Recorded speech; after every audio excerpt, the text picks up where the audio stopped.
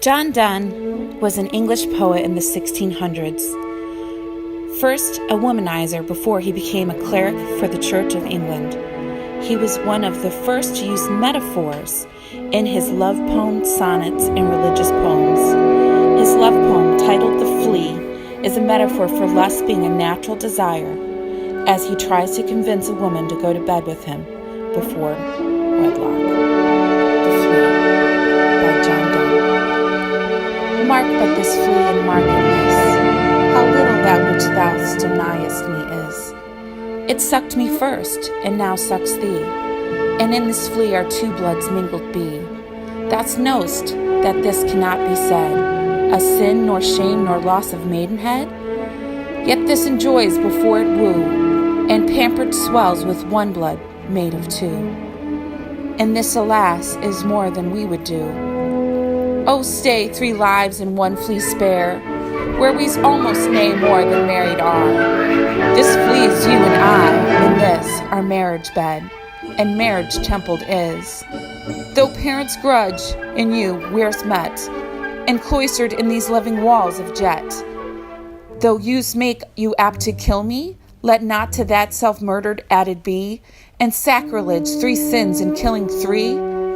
Cruel and sudden thou hast thou since purpled thy nail in blood of innocence. Wherein could this flea guilty be, except in that drop which it sucked from thee? Yet thou triumphs and sayest that thou findest not thyself nor me thy weaker now. 'Tis true, then learn how false fears be. Just so much honor, and thou yieldst to me. Will waste at this flea's death took life from thee.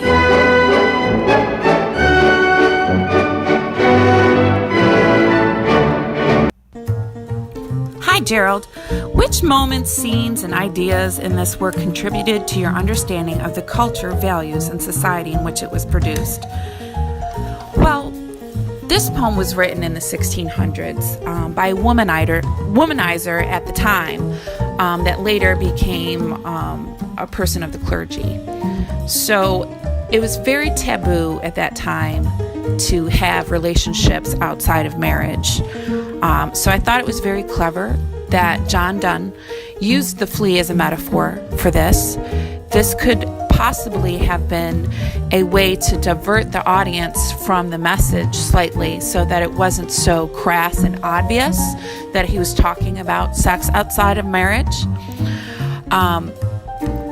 He did convincingly try to convince not only the reader, but the person that the poem was written to, that it was very natural to feel this way, that here we have a flea that could easily bite me, bite you, and then we are mingled together, and it was very natural, and it shouldn't be anything that you should be ashamed of, and it's almost like you're married.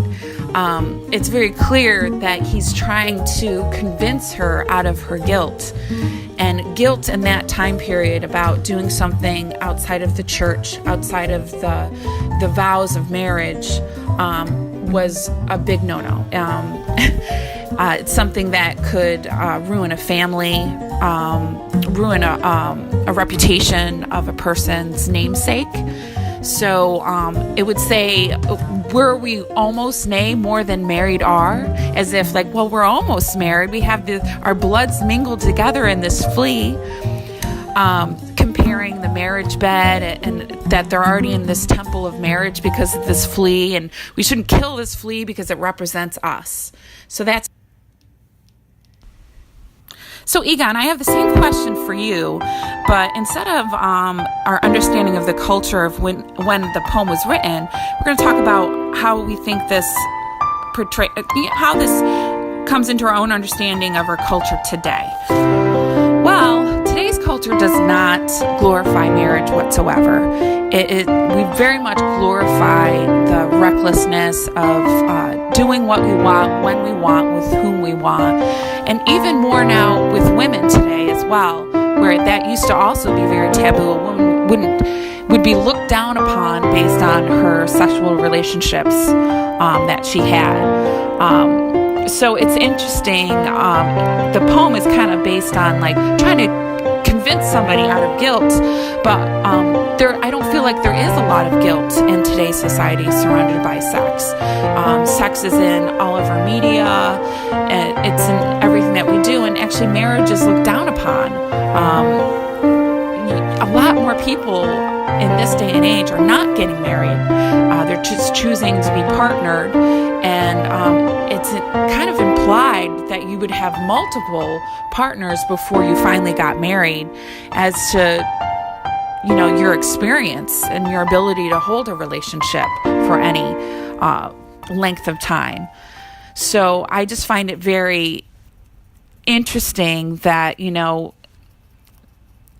sex outside of marriage still happened back then, but we had to dress it up a little bit more than we would ever have to now. Now it's very much out in the forefront. It is the first thing we talk about, not the last thing.